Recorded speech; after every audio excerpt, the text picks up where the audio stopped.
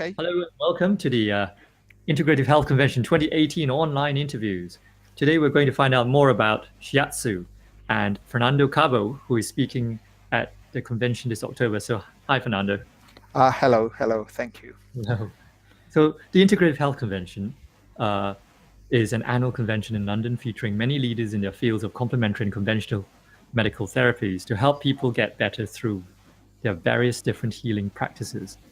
It's an opportunity for doctors and therapists to meet, share, learn, and connect with each other. We believe that true health is holistic and that people get better in more than just one way. And that we all have so much to learn from each other, and the Integrative Health Convention provides a stage for this for therapists, doctors, and the public. There are a limited number of tickets which can be purchased at our website at integrativehealthconvention.co.uk. This series of online interviews will help you get to know our speakers, who are leaders in different fields of healing and therapy or medicine, and maybe help you decide which talk to attend out of the 36 talks to choose from over 2 days at the Integrative Health Convention. I'm your host, Dr. Wong. I'm a GP in Devon for the last 12 years and co-founder of Neurolinguistic Healthcare Limited, the organizers of the Integrative Health Convention. Neurolinguistic Healthcare provides courses in advanced communication skills and therapeutic techniques, as well as training in hypnosis for healthcare providers. Today, I'm speaking to one of our excellent speakers who's coming to the 2018 Integrative Health Convention at Park Plaza, Victoria in London on the weekend of the 13th and 14th of October to share with you what he knows and to tell us a little bit about who he is and what he does and what to expect from his talk at the convention. So this is Fernando Cabo. Hi, Hello. Fernando. Hello. He's a Shiatsu massage therapist and teacher. He runs courses in London to train professional Shiatsu therapists. They can be found at shiatsu-london.net, and I'll put the description down below. And so Fernando was telling me how little known Shiatsu is. Well, where I come from, I was saying I'm originally from Malaysia. We know a lot more about massage. Massage is almost a way of life where many people use to get better in their own ways from muscular problems or just general well-being. But let's begin by perhaps Fernando letting out the audience who are listening know a little bit more about yourself. What I didn't cover. Well, basically, I became interested in Shiatsu many years ago. I was working in a macrobiotic place in Switzerland, and I received Shiatsu from people who were studying it, and I loved it so much that I decided to train and become a Shiatsu therapist myself. I finished in 2001 my training, and I have been working with it ever since. I have I have my private practice, but as well I have worked in hospitals and in several projects. Actually, I was for 6 years a volunteer in pediatric dialysis, in which we gave Shiatsu to the children before they were connected to the machines. Mm-hmm. And I participated as well in a pilot project in another hospital, Shiatsu for fibromyalgia. At present, I do a lot of work with cancer patients. Mm-hmm. And this is basically it. Okay. So just for the audience, what exactly is Shiatsu? Okay, from the there are several things. From the technical point of view, from the purely technical point of view, Shiatsu is the application of pressure using the weight of the body. To explain it better, you don't use at all the strength, your own strength. You just use the relaxed weight of the body. So in that sense, it is different to other massage techniques in which you have to use at least a part of your strength. Because it is based on pressure which is applied on certain points of the body. It doesn't. It is done through clothing, so you don't use any oil or creams. From a more, let's say, therapeutic point of view, Shiatsu is based on the concept of balance and in the body. It is believed that health consists of balance, and that when that this balance is disrupted or disturbed somehow, is when you have disease. Now, this balance is explained in different ways depending on styles. But basically, because it has a lot of traditional Chinese medicine's influence, the balance can be done between either the 5 elements of traditional Chinese medicine, or between the meridians, or between yin and yang. You can explain it in different ways. It can be explained both from a Western perspective, a Western medicine perspective, or from an Eastern medicine perspective. In a sense, relatively similar. From a Western perspective, you can talk about balancing the autonomic nervous system between the sympathetic and parasympathetic systems, balancing muscles between those which are hypotonic and hypertonic, or you can explain the same thing from the Eastern medicine perspective of balancing muscles between yang muscles and yin muscles, between different organs according to their functions in traditional Chinese medicine. But in that sense, it is basically the same. It is a holistic therapy in the sense that it doesn't go to just one area of the body. Again, in that sense, is a little bit different from, let's say, classical massage or sports massage, in which if you have one area of tension or of injury, it just treats that area. While in Shiatsu, you tend to treat most of the body, because again, well, it is holistic. It is believed, or certainly I believe, the whole body is connected, and if you treat the whole body, that's when you create, when you can help create that state of health. What else could I say? Well, I think I've covered most of it in a sense.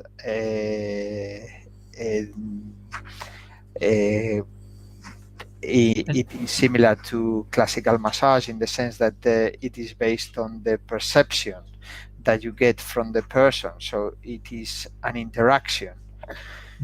It's not only it's not a mechanical type of thing that you just, or in my opinion, it shouldn't be. It's not just mechanical. You just give the person. I mean, you are all the time feeling what that the body, that person is giving you feedback, and I don't mean verbal feedback, I mean just like through the touch, feedback that makes you adapt your treatment. Mm-hmm. Uh, I think this is mostly it. I, Yeah. So Shiatsu, from my understanding, came out of Japan. Yes. yes, that's right. And Shiatsu came from Japan. Yeah, it's a unique Japanese development, as far as I know. and you studied under some Japanese instructors. That's right. I had two actually. Well, three. Really, the third one was very short. So two Japanese instructors. I had others as well. I mean, they were not the only ones, but yeah, I had two Japanese instructors. Uh, Sounds good. I I'm always curious what brings someone to be interested in their field, in health, in healing. Can you tell me how you got interested in what you do, and the story behind how you started to doing what you do now? Well, first, I guess I became interested in complementary therapies when I was quite young. Mhm. I began reading about it. I was about 14. I come from a small town in Spain, and I first became interested in yoga. I had read a bit about it, and there were no yoga teachers or courses in my town in those days. It was a different period from now. So I couldn't do it. It was impossible. So I had just, well, I mean, I did a bit of my own, but I wouldn't even call it yoga nowadays, what I did. But I became interested in that. I became interested in learning about herbal medicine. A friend of one of my brothers was a doctor who was, he is still a doctor, and he was very interested in that. He was one of the first doctors from Spain that went to Germany to learn about naturopathy, and he told me a bit about it. And I was just interested in that in general. And then why did I go for a touch therapy and not others? I mean, professionally, uh, I am not completely sure.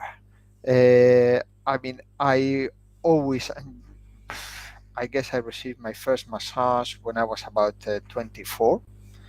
I really liked it, not my first shiatsu. And then a friend of mine who had been traveling in India was studying shiatsu, and he said, "Oh, you like to receive?" I loved it, and I practiced it. And I guess, I don't know. I guess I really like the effect, and I thought it would be a good way to help others if I could.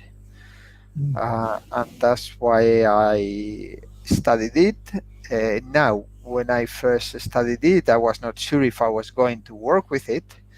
Uh, but then, when I graduated, I was offered a job doing it.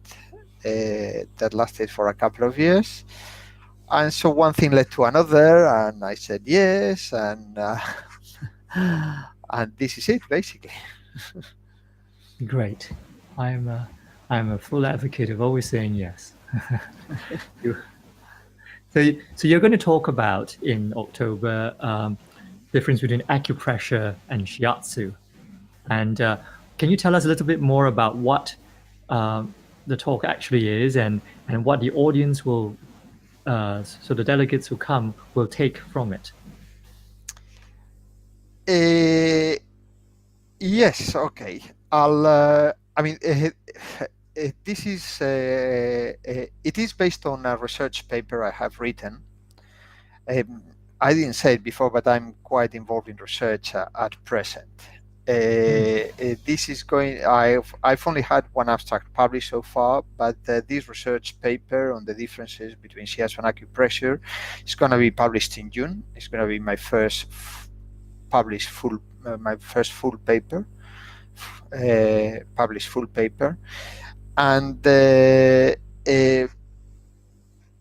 well, the first thing I want to do is precisely to explain the differences in how to apply pressure. For me, Shiatsu, or good quality Shiatsu, is based on good quality pressure. When the pressure of the therapist is good quality, the effect is much more profound. Uh, of course, I cannot prove it, but from feedback I've had from students, people I've given shiatsu to, and other therapists, I really believe this is the case. Acupressure massage doesn't give so much importance to this quality of pressure. So this is the difference. So I want to show how I want to show how good quality pressure is not only more effective but much nicer to receive. It's not painful at all, it's not pointy, it's felt as soothing, as calming in itself. Just the pressure, apart from the after effect of having received the pressure, but when the pressure is good quality, it is enjoyable, it is pleasurable. Yes. While sometimes this is not the case, I'm not saying always, but sometimes this is not the case with things like acupressure, because precisely they are thinking almost It's exclusively. painful. It can be painful because they only think about the after effect and not during treatment. And I think both things are important. And that's what I want to show the delegates. And what they can, I mean, obviously, in just a short conference, they cannot learn how to apply the pressure, but they can see how precisely when you just do it with the relaxed weight of the body, pressure is much more pleasurable than when you use your strength. That's So there'll be some demonstrations then, I of take it. course, yeah. I want to do the demonstration, and I want people to practice on each other in Right. pairs, so that they can see the difference. Yes, of course. I'm sure that'll appeal to many listeners. Sorry, excuse me. I'm sure that'll appeal to many of our delegates, actually. Thank you so much. Hopefully. I mean, I've been teaching for a number of years now, and I always see it on the first day with beginners, and I was told the same thing when I began. It's like almost nobody believes that you are doing anything by just leaning. They think that they have to push, and it's the opposite. By leaning, you're doing more. It goes deeper, but it's more pleasurable. And by pushing, is more painful, and in fact is more shallow. It doesn't go as deep. I Oh, know yeah. it's counterintuitive to say it Yeah. in a way, yeah, but yeah, and I want to demonstrate this. Oh, that'd be brilliant. Fascinating. So, having thought about the Integrative Health Convention, where the audience will be made up of doctors, therapists, and the public, where do you see your particular practice fitting in with integrative health? Some people will call it holistic health. Uh, well, I think Shiatsu in itself is very therapeutic for many conditions. As I told you before, for example, I've already been volunteering in a hospital for 3 years with cancer patients. We have just sent the second revision of our research paper, and we're about to send another one because I began without patients.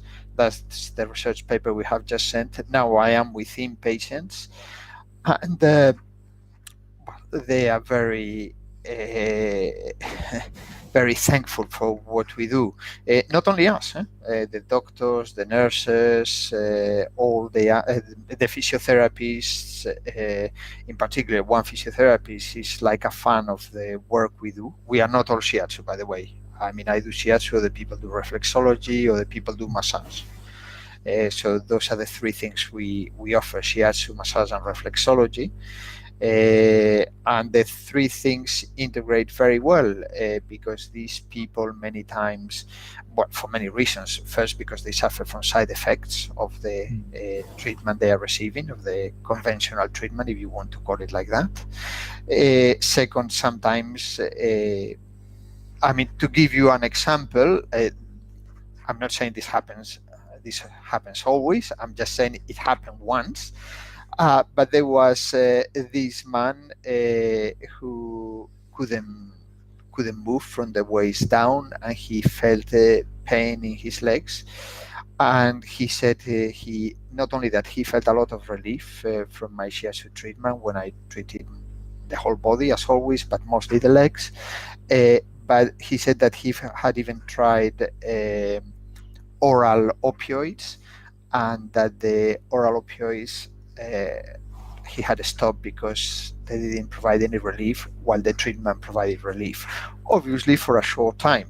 But at least it was more even than the other thing in this case. Sometimes, obviously, it depends on how strong the opioids are. I think he just tried like the weakest ones, and he only tried them for one day. So, but I'm saying that it can help. It can help. It can help reduce the pain.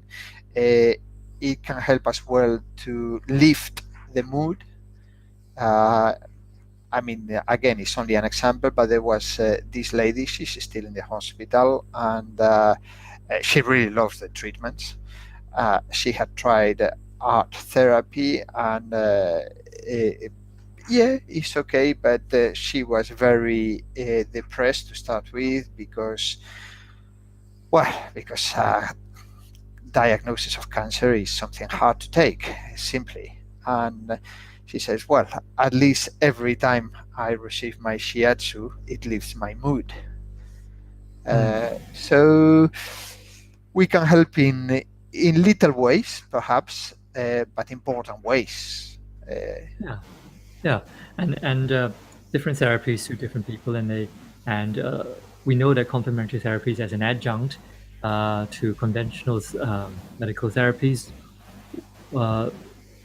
has a good patient satisfaction, and often it works very well, and that's what we're trying to promote. Because health is more than just one thing, one aspect. It's more holistic.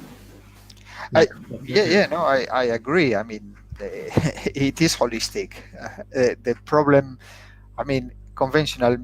Well, actually, I think conventional medicine is changing. Yeah, but traditionally the problem is that they didn't think of health in a positive way. They only treated you when you when you had a particular disease.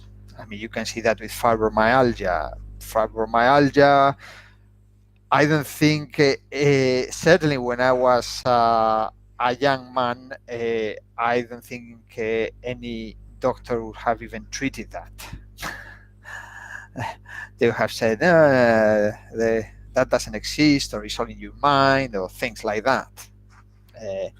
And of course, there is no an easy solution to it. So I mean, that's why I think complementary therapies should be more integrated with conventional medicine.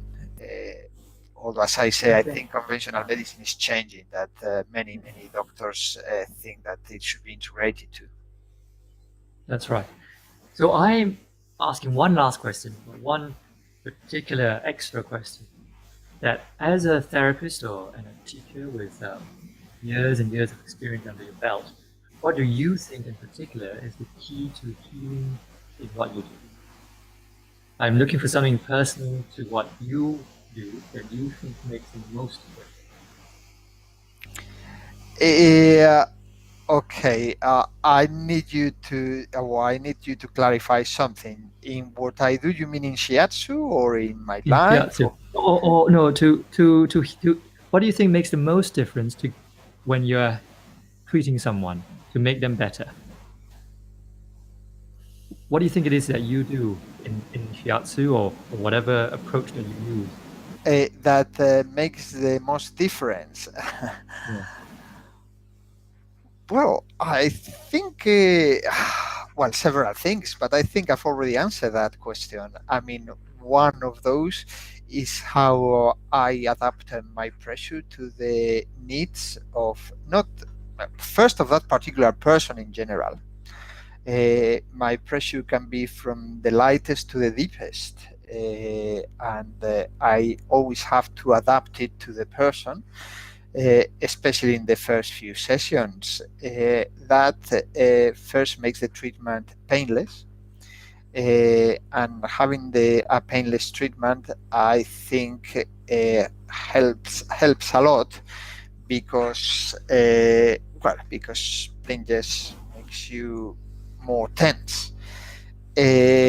So I mean, pressure is not only adjusted for the person, but almost for each point that you press in, certainly for each area, but almost for each point that you press in, it has to be adapted depending on whether you feel that area, uh, let's say, harder, softer, too soft, too hard, etc. And I think that this is what creates more balance in the body, because what I do is areas that are too hard, I soften them. Areas that are too soft, I tonify them. In Shiatsu, they talk about points or areas being too empty or too full. So what you do by adapting the pressure is fill the empty areas, empty the areas that are too full, and create balance. And this is what I think is the key to create Adapting to the patient. adapting to the patient, and yeah, to the condition of the patient and to the condition of each area you're Yes. working on You're taking of the feedback patient. all the time. That's right. Yeah, yeah, yeah. That's it's a question of feeling, basically feeling what the patient needs at that particular moment. That's Uh, absolutely so fascinating. I sounds absolutely amazing, and I'd love to attend and see what you're doing. Unfortunately, there are so many different talks at the convention. There are 36 different ones, and I hope this has helped the audience decide to want to attend your talk, and I'm sure many of them will. So thank you for taking the time to the audience for watching and listening to this interview and choosing this one from all the others out there. Remember to get your tickets early now from our website by following the links below. It's www.integrativehealthconvention.co.uk. We are in London on the weekend of the 13th and 14th of October 2018. You can use the discount code podcast10, which I'll put down, uh, which will give you a 10% discount as a gift from us to you for sharing your time with us. So when we see you in October in London, our speakers will be sharing so much more with you then. You'll get a chance to meet Fernando in person, myself, and all the other speakers, and we look forward to seeing you there. Thank you very much. okay, Okay, thank you very much.